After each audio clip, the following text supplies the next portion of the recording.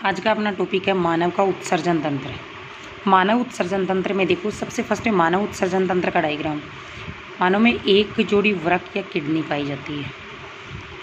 जो वृक्क या किडनी होती है, किडनी जुड़ी रहती है मूत्रवाहिनी से, मूत्राशय से, यानी मूत्राशय प्लस किडनी जो वृक्क होता है, इनको जोड़ने वाली नलिका कहलाती है मूत्रवाहिनी। दोनों तरफ मूत्राशय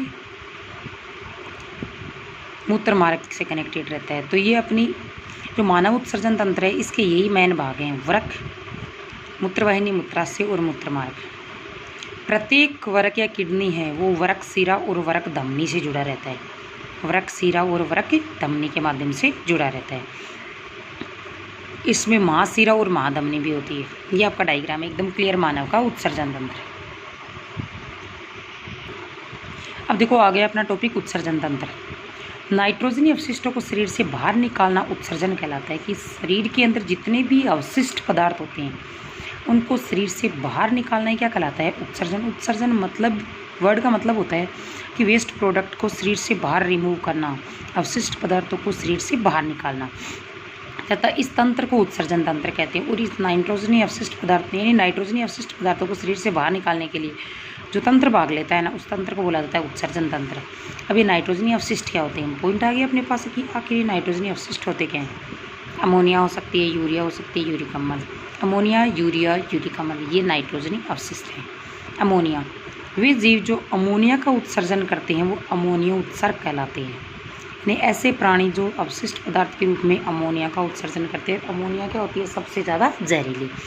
जो जलीय प्राणी लगातार अपने शरीर से अमोनिया का उत्सर्जन करते रहते हैं, जैसे मछलियाँ, उभयचर और जलीय कीट, यानी कुछ टाइम के लिए भी ये अमोनिया को अपने शरीर के अंदर स्टोर नहीं करते हैं। लगातार अमोनिया, अपन मनुष्य यूरिया का उत्सर्जन करता है तो यूरिया को वो कुछ टाइम तक शरीर के अंदर स्टोर करके रख लेता है, लेकिन अमोनिया का शरीर में स्टोर नहीं कर सकते। यूरिया, वे जीव जो यूरिया का उत्सर्जन करते हैं वो यूरिया उत्सर्जन कहलाते हैं। यानी ऐसे प्राणी जो अवशिष्ट पदार्थ के रूप में किसका उत्सर्जन करते हैं? यूरिया। समस्त स्तनधारी, जितने भी स्तनधारी प्राणी हैं वो यूरिया का उत्सर्जन करते हैं। जितने भी समस्त स्तनधारी प्राणी हैं वो यूरिया का उत्सर्जन करते हैं।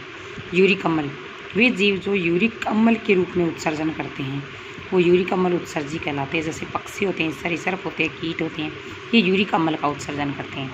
तो ये तो हो गया अपना उत्सर्जन पॉइंट बेसिक। तो उत्सर्जन कहते किसे हैं? नाइट्रोजन अवशिष्टों को शरीर से बाहर निकालना उत्सर्जन कहलाता है।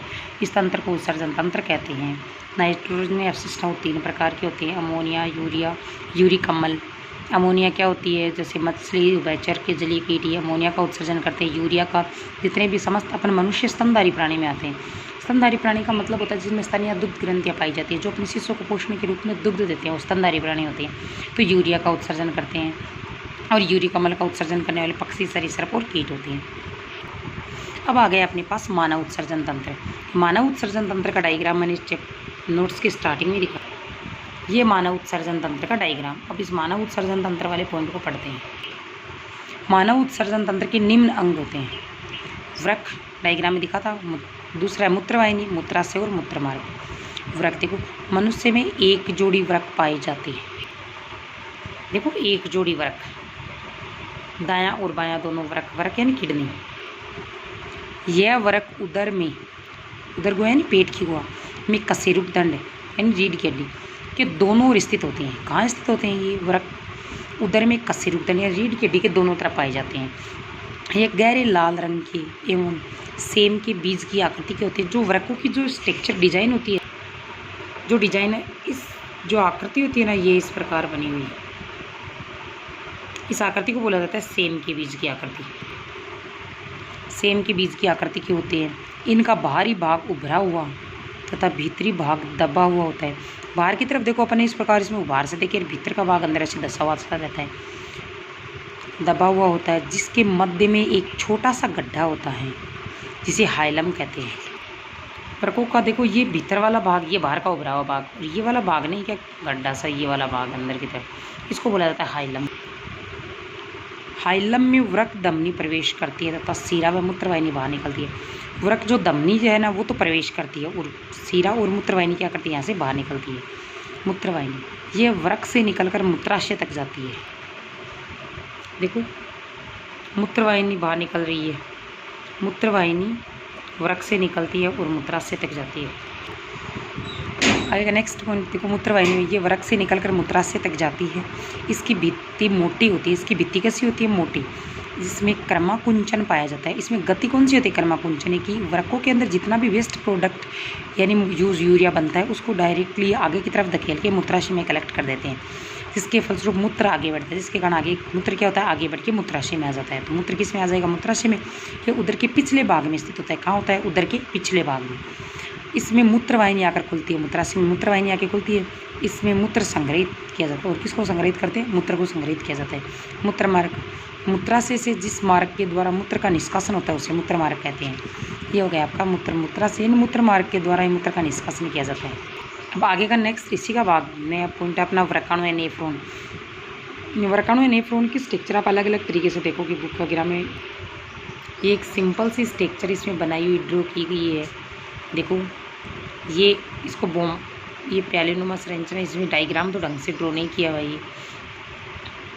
अभिवाही धमनी, अपवाही धमनी, बीच में गुच्छिका से बने ग्लोमेरुलस बोलते हैं। गुहा होती है इसको बोमन संपुट बोलते हैं। ग्लोमेरुलस और बोमन संपुट दोनों मिलकर मैलपी कोष बनाते हैं। फिर आगे की नलिका समीपस्थ कुंडलित नलिका, फिर आगे की लूप ऑफ हेनले, फिर दूरस्थ कुंडलित नलिका और फिर ये इस प्रकार नलिका बनी होती है। इनको बोला जाता है संग्राहक नलिका।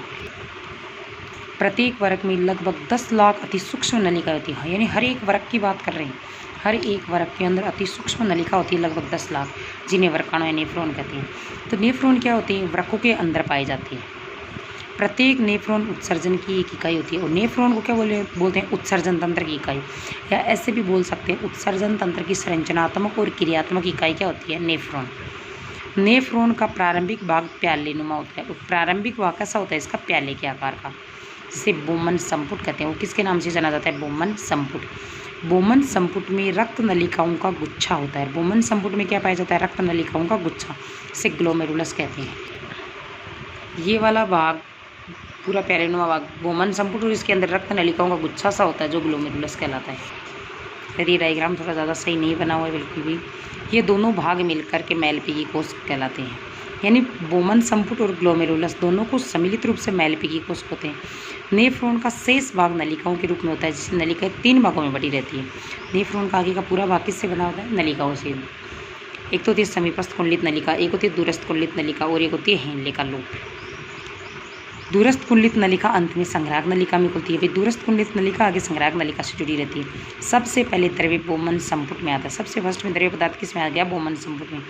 जितना रुधिर आता है उतना रुधिर बाहर नहीं निकल पाता, यानी जितना आ रहा है ना उतना बाहर नहीं निकल पाता। इसका मतलब रुधिर के अंदर जितने भी वेस्ट प्रोडक्ट होते हैं, जल, अवशिष्ट पदार्थ, यूरिया, यूरिक अम्ल, वो सारे के सारे छन करके, और इसके साथ में कुछ पोषक पदार्थ होते हैं वो भी छन करके आ जाते हैं बोमन संपुट की गुहा में। इसलिए रुधिर का दबाव बढ़ जाता है और बोमन संपुट में पहुंचने वाला यह द्रव्य नेफ्रिक फिल्ट्रेट कहलाता है। और बोमन संपुट में जितना भी लिक्विड आता है वो नेफ्रिक फिल्ट्रेट के नाम से जानते हैं।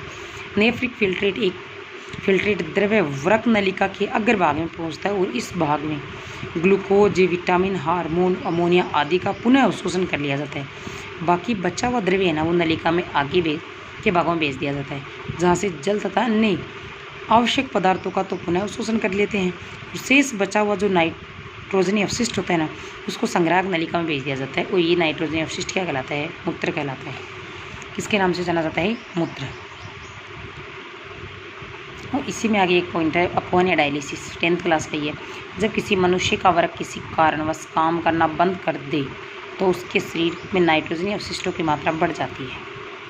मान लो कोई व्यक्ति है, अगर उसकी किडनी काम करना बंद कर दे तो नाइट्रोजनी अवशिष्टों की मात्रा क्या होती है? बढ़ जाती है। इन नाइट्रोजनी अवशिष्टों को शरीर से बाहर निकालने के लिए कृत्रिम वृक्क युक्ति का उपयोग किया जाता है, जिसे अपवन कहते हैं। नाइट्रोजनी अवशिष्टों को बाहर निकालने के लिए जो कृत्रिम आर्टिफिशियल वृक्क काम में लेते हैं उसे बोला जाता है अपवन या डायलिसिस। मूत्र बनाने की मात्रा का नियंत्रण वेसोप्रेसिन या एंटी डायूरेटिक हार्मोन द्वारा किया जाता है।